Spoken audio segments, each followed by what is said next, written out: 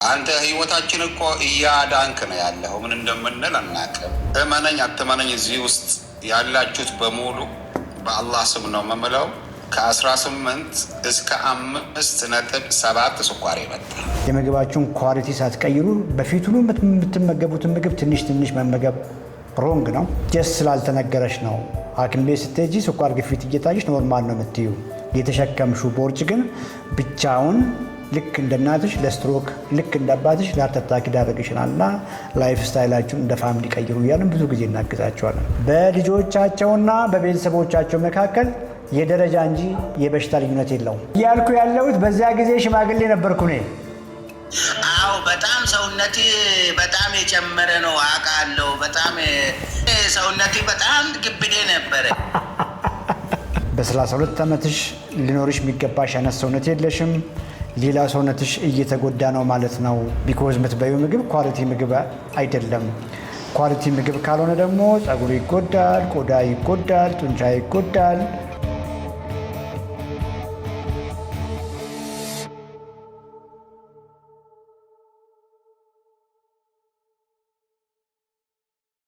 ላይፍ ስቴሽናችን ተጀምሯል።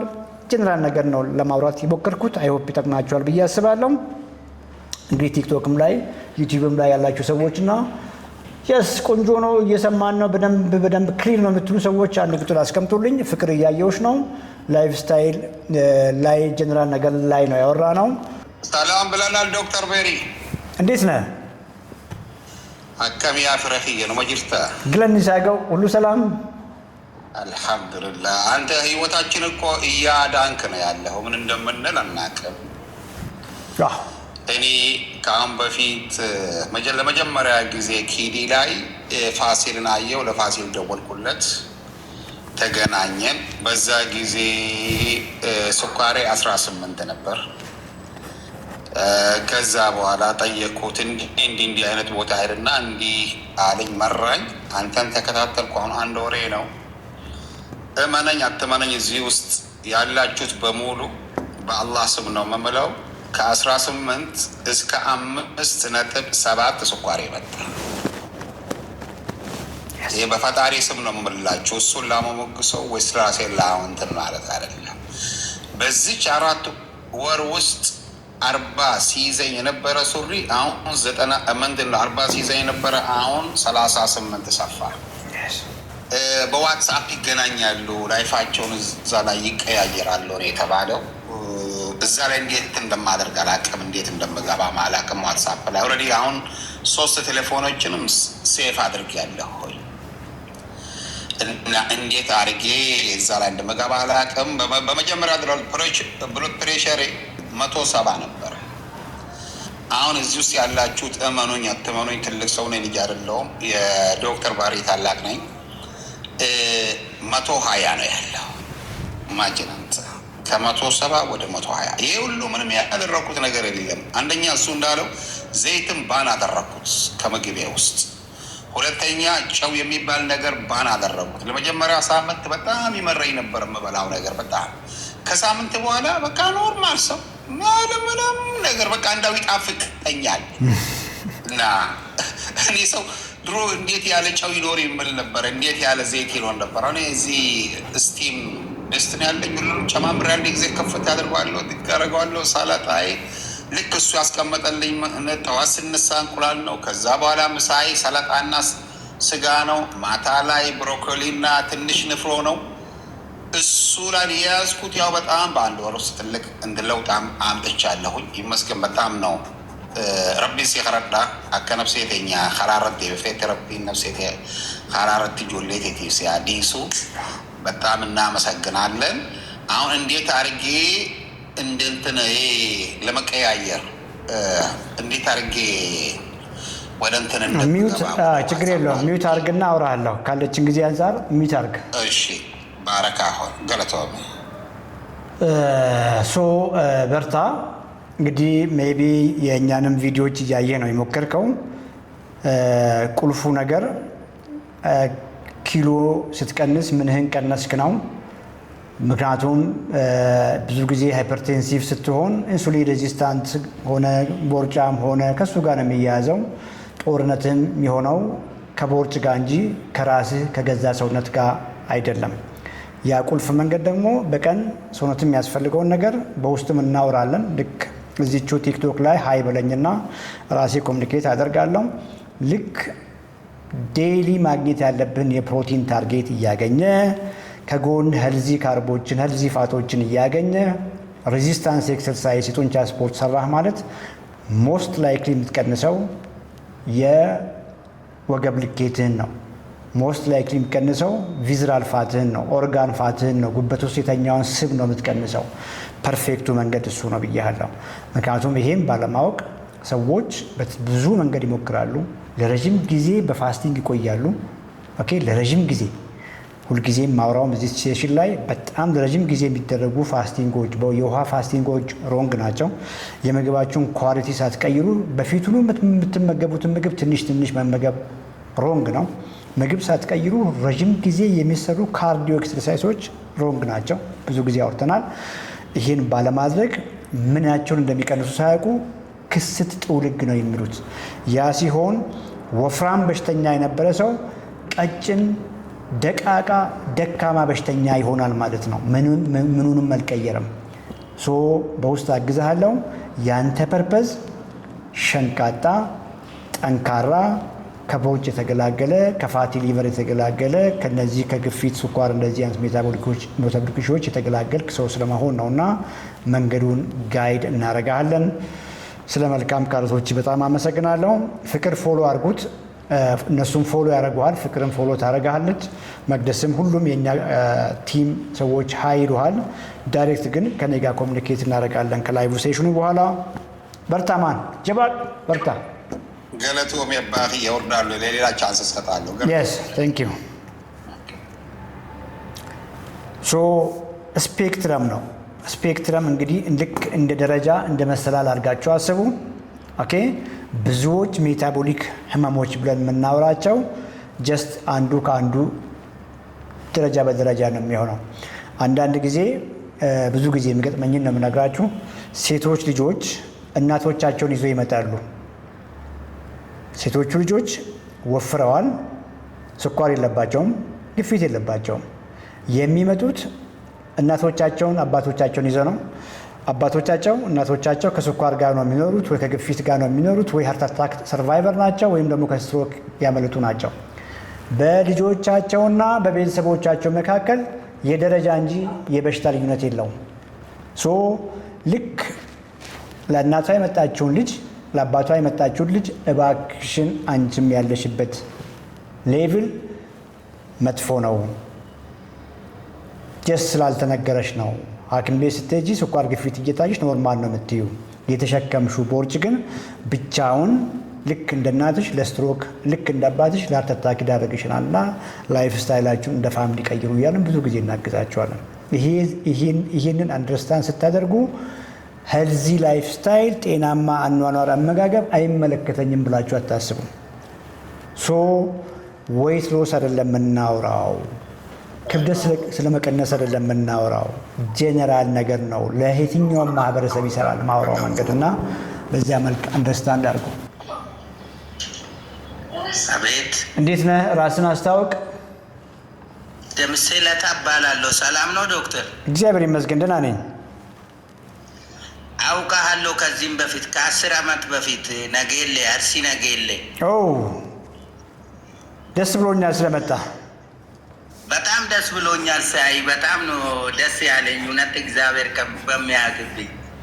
አርሲ ነጌሌ ያለው በደንብ ማህበረሰቡን አገልግያለሁ ወይስ እንደው? በጣም በጣም በጣም ትልቅ ምስክርነት አለ። እኔ አንዱ ነኝ ከዛ ውስጥ። የስ በጣም አሞኝ እንደውም አንድ መድኃኒት የጻፍክልኝ እስካሁን አልረሳውም፣ አጣሁት። ያው ዳይሎክሳን 14 ለባክቴሪያ በስቶ ገብቶ ይገላል ያልከኝ አላገኘውም። ስቲል ነው ዲሎክሲናይድ ፍሩዌት ነው የሚሆነው፣ ለአሜባ ለምናምን ሲስት ነው የሚሆነው። እንግዲህ ጊዜ ቆይቷል። አዎ እንድታስታውሰኝ ነው። እና የዛኔ ሽማግሌ ነበርኩ እኮ ታስታውሳለህ? አረ በጣም ወጣት ነበርኩ እኮ። ኖ በዚያን ጊዜ እያልኩ ያለሁት በዛ ጊዜ ሽማግሌ ነበርኩ ነኝ። አዎ በጣም ሰውነቴ በጣም የጨመረ ነው አውቃለሁ። በጣም የጠይም ቆንጆ ነህ፣ ግን ሰውነቴ በጣም ግብዴ ነበረ። ይኸው አሁን እንግዲህ ጎርምሰን ተገናኘን። አሁን ያለህበት ጤና ጥሩ ነው? ከስኳር ጋር ከግፊት ጋር ከቦርጭ ጋር ችግር አለ እንድናወራ? ምንም ብዙም ችግር የለውም። ያው ደስ ብሎኝ ነው ጆይን ለማድረግ ፈልጌ ነው። እኔም ያው ራሴን መከታተል እፈልጋለሁ። በጣም ደስ አለኝ እውነት። ያው በቃ እኛም የአንተ ልጆች ስለሆን ነው።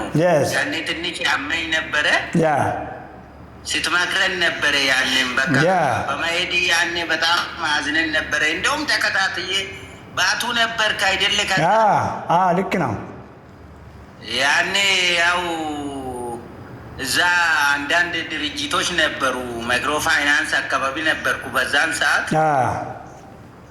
ያው እኔም አሁን እዛ የለውም፣ ወደ ሞጆ አካባቢ ነኝ ያለሁት። እንገናኛለን። በጣም ደስ ብሎኛል። እንግዲህ አስታውሰኝ፣ ሞጆ መምጣት አይቀርም። አዲስ አበባም ስትመጣ ቢሮ ትመጣለህ።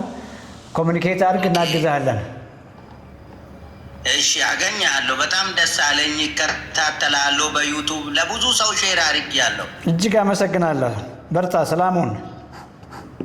እሺ፣ እሺ፣ ቴንኪው። እሺ፣ ቤኪ እንዴት ነሽ? እግዚአብሔር ይመስገን። ከ10 ዓመት በፊት ሽማግሌ ነበርኩ። ሰምተሻል? መሰከረልኝ እኮ ያኔ ሽማግሌ ነበርክ አሁን እንደው አለኝ እኮ። አሁን የገባው ሰምተሽዋል? አልሰማሽውም? እየጨረሰ አካባቢ ነበር የገባሁት፣ ግን እኔ ዩቱብ ላይ የተወሰነ አይቻለሁኝ በቅርብ ጊዜ። ጎበዝ። ራስሽን አስታወቂ። በረከት እባላለሁኝ ከደብረ ብርሃን እና ሰውነቴ ማስተካከል እቅድ ምናምን ነበረኝ እና በቅርቡ አንዳንድ የዩቲዩብ ቪዲዮዎችን አንድ ሰው ከአሜሪካ አንድ የሆነች ኪዲ ኢትዮጵያ የሚል ቻናል ላይ ቀርቦ እሱን ቪዲዮ እያየሁ ነበረ እና አንዳንድ ጊዜ አንተንማ ያለሁኝ፣ ግን አሁን አጋጣሚ ላይ ሳይህ ነው የገባሁት። ምንም ችግር የለውም፣ እናግዝሻለን። ክብደትሽ ስንት ነው አሁን? ቁመትሽ፣ እድሜሽ? እድሜ 24 ነው።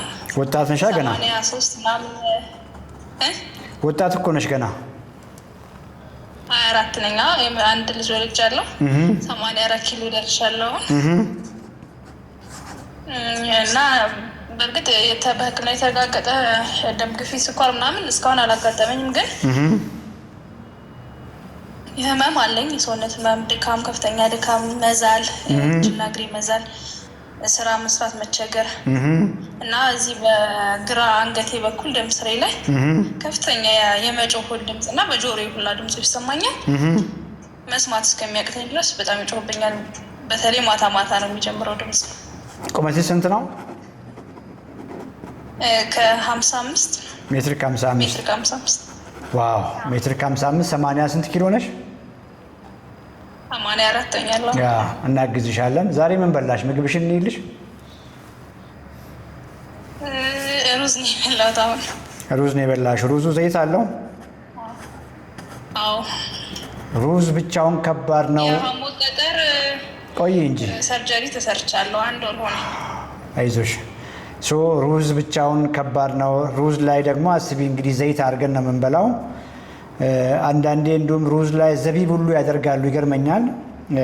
እንግዲህ ከፍተኛ ኃይል ሰጪ ላይ ዘይት ሌላ ኃይል ሰጪ፣ ዘቢብ ሌላ ኃይል ሰጪ ሮንግ መንገድ ነው እና እናግዝሻለን። ዋናው ነገር መራብ የለብሽም። እሺ፣ ኪሎ ለመቀነስ መራብ የለብሽም። ኪሎ ለመቀነስ ለረጅም ጊዜ ወተር ፋስቲንግ ማድረግ የለብሽም። ኪሎ ለመቀነስ ብለሽ ጂም ቤት ገብተሽ እሮጣለሁ ብለሽ ራስሽን መጉዳት የለብሽም። የምግቦችሽን አይነቶች ብቻ እየቀየርን ጠግበሽ እየበላሽ በደንብ እየተንቀሳቀስሽ ሰውነት መገንባት ላይ ፎከስ አድርጊ። ያ ሲሆን ሰውነትሽን እየመገብሹ ስታሰሪው ያ የተሸከምሽው ፋት ይሄዳል ማለት ነው። በርቺ፣ እናግዝሻለን። ጉድ ሌሉ ከቤት ላይ አንሺ፣ ታይምሽን ተጠቀሚ። ሰላም ዶክተር፣ እንዴት ነሽ? ደህና ነኝ። ደህና ነህ? ሁሉ ፒስ፣ ሁሉ ሰላም? ሁሉ ሰላም፣ እግዚአብሔር ይመስገን። ጎበዝ። ራስሽን አስታውቂ። ህሊና ከአዲስ አበባ። ክብደትሽን፣ ቁመትሽን፣ እድሜሽን? ቁመቴ 1.65 ሜትር፣ ክብደት 68 እድሜሽ? እድሜ 32 መድኃኒት አለ ብትወስጂው? ልጆች እናት ነኝ። እሰይ ከወለድኩኝ 7 ወር ሆኖኛል ሁለተኛው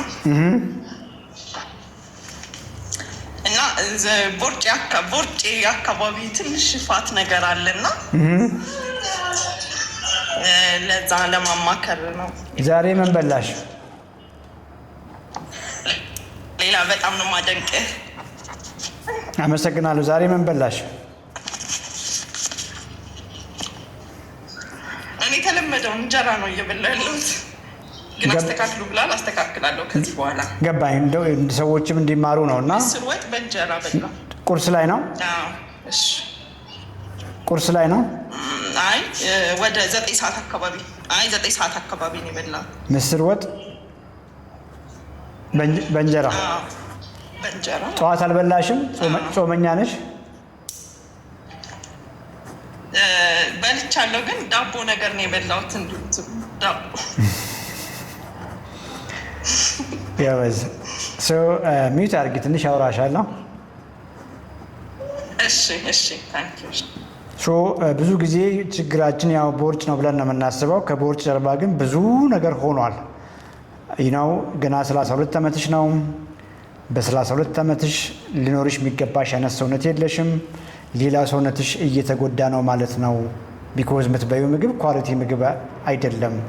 ኳሊቲ ምግብ ካልሆነ ደግሞ ጸጉር ይጎዳል፣ ቆዳ ይጎዳል፣ ጡንቻ ይጎዳል፣ ሆርሞኖች ይዛባሉ፣ አጥንት መሳሳት ይጀምራል። አየሽ፣ ሁለመናሽ ነው እየተጎዳ ያለው። ቦርጭ በአይን ስላየሽ ነው ቦርጭ ያልሽው። እና የምግብሽን ኳሊቲ አሻሺ። የምግብሽን ኳሊቲ ስታሻሺ፣ በተለይ ፕሮቲን ነክ ነገሮች ላይ ኳሊቲ ፕሮቲኖች ላይ ፎከስ ስታደርጊ፣ ኃይል ሰጪ ምግቦችን እነ ዘይት እነ ቅቤ ሊሚት ስታደርጊ፣ ካርቦሃይድሬቶችንም ብዙ ጊዜ እንደምናወራው ሄልዚ ካርብ ስታደርጊ፣ እሱ ላይ ወቅ ስታደርጊ፣ ክብደት ለማንሳት ጡንቻ ለመገንባት ስትሞክሪ፣ ሰውነትሽ ነው የሚመገበው፣ ሰውነትሽ ነው የሚታደሰው፣ አቅም ነው የምታገኘው። አየሽ፣ ጤነኛ የሆንሽ ፋቱ መቀነስ ይጀምራል። ይህንን ፕራክቲስ አድርጊ። ብዙ ጊዜ እንደው ጠዋት ላይ ቁርስ ላይ ሌላው እንኳን ቢቀር የቀን ምግባችሁ ማሻሻል እንኳን ቢከብዳችሁ በአቅም ምግብ ምክንያቱም ምናልባት ምግብ አፎርድ ማድረግ እንኳን ቢያቅታችሁ ቢያንስ ቁርሳችሁ ላይ ሻል ያሉ የፕሮቲን ይዘት ያላቸው ምግቦች ለመመገብ ሞክሩ። ቢያንስ ቁርሳችሁ ላይ ብዙ ጊዜም እንደማወራው 30 ግራም እስከ 50 ግራም ብዬ ማወራውን ሴቶች ከሆናችሁ 30 አካባቢ፣ ወንዶች ከሆናችሁ 50 አካባቢ እሷን ብቻ ማድረግ ብትችሉ ብዙ ነገራችሁ ይቀየራል። እቺ ልጅ ጠዋት ዳቦ ነገር ነው የበላችሁ። ያ ዳቦ ከፍተኛ የሆነ የሃንገር ሲግናል ነው ሰውነት ላይ የሚለቀው። ያም በመሆኑ እርግጠኛ ነኝ እየሰማችን ከሆነ ያቺን ምስር ወጥ እንዴት እንደበላችሁ፣ ዘይት አለው ጾመኛ ናት ሞስት ላይክሊ። ያቺን ምስር ወጥ እንዴት ጣፍጧት በጣም እንደበላችሁ እሷም ታውቀዋለች። ይሄንን ሳይክል ሁልጊዜ ነው የምናደርገው። ነገም ቁርሳችን አይሻሻልም። ጾም ቢሆን ሻል ያሉ የፕሮቲን ሶርሶች እኮ አሉ። እነ ቶፉን ሰው ለምን እንደሚፈራ አላውቅም። እነ ሶያን ከሀገር ውጭ ያላችሁ እነ ቴምፔን፣ ብዙ እነዚህ ቴክስተድ ቬጅቴብልስ የሚባሉ የቬጋን የጾም ወቅት ሻል ያለ ፕሮቲን ያላቸው። ቢኮዝ መነሻቸው እነዚህ እኮ የተለዩ ምግቦች አይደሉም። ከአተር ነው የሚሰሩት፣ ከአኩሪ አተር ነው የሚሰሩት። አተርና አኩሪ አተር ውስጥ ያለው ካርቦሃይድሬት ተቀንሶ ፋት ተቀንሶ ንጹህ የሆነ ፕሮቲን ነው የታሸገው። እነሱም ማድረግ ይቻላል። በቂ ካልሆነ የሚጠጡ አሁንም ከአተር የሚሰሩ ከአኩሪ አተር የሚሰሩ የሚጠጡ የቬጋን የፕሮቲን ሶርሶች አሉ። እነሱም ማድረግ ይቻላል። ምስሩን ወጥ አድርገን ብዙ ዘይት ቅቤ አድርገን ከምናበላሽ ድፍን ምስር ማድረግ፣ የተቀቀሉ ባቄላ ብሎቄዎችን ማድረግ፣ ዘን አትክልቶችን መጠቀም፣ ፍራፍሬዎችን መጠቀም፣ ስራስሮችን መጠቀም። ከፍ ያለም ሲሆን ሌላ የተለየ ኢሹ ካሌላችሁ እነ እህሎችንም በተለይ በቅንጬ መልክ በብራውን ራይስ መልክ እኮ መጠቀም ይቻላል። ያን ያክል ከባድ አይደለም። ያን ያክል ኮምፕሊኬትድ አታርጉት። ምክንያቱም እንግዲህ ከምግቦችን ኮምፔር ጎን ለጎን ስናደርግ የእንስሳት ተዋጽኦዎች እነ ስጋ እነ እንቁላል ውድ ናቸው፣ ማንም ያውቃል። በጾም ውስጥ ወቅት ላይ ለረዥም ጊዜ በተለይ ረዥሙንም ጾም ብዙዎች የኦርቶዶክስ እምነት ተከታዮች እዚህ ላይም ካሉ አሁን የእኛ ክሊያንቶችም ካሉ ኮመንት ላይ አንድ ቁጥር ያስቀምጣሉ። እንዴት አድርገን ከጾም ምግቦች በቂ ፕሮቲን ሰዎች እንዲያገኙ በቂ ሻል ያሉ ኒውትሪንት ዴንስ የሆኑ ምግቦችን እንዴት ይመገባሉ የሚለውን ነገር በደንብ ፎርሙሌት አድርገንላቸው ምናቸውም ሳይጎዳ ብዙ የጤና መሻሻሎችን እኮ ያሳያሉ ሰዎች። ያንን አሁን ማውራችሁን በጾም ወቅት ሰዎች የሚመገቡትን ማንኛውም ኢትዮጵያዊ እኮ መመገብ ይችላል። ያን ያክል ውድ አይመስለኝም። እና እንደው ግድ የላችሁም። ጤና ካጣም በኋላ የምናወጣው ገንዘብ እጅግ በጣም ብዙ ነው የሚሆነው። የምናወራው ነገር አቅም ላላቸው ሰዎች የሚመስላችሁ ሰዎች ቆም ብላችሁ አስቡ። ቢኮዝ ሁላችንም አንድ ላይፍ አለችን። ያችኑ ግን ዋይዝሊ መኖር ይቻላል።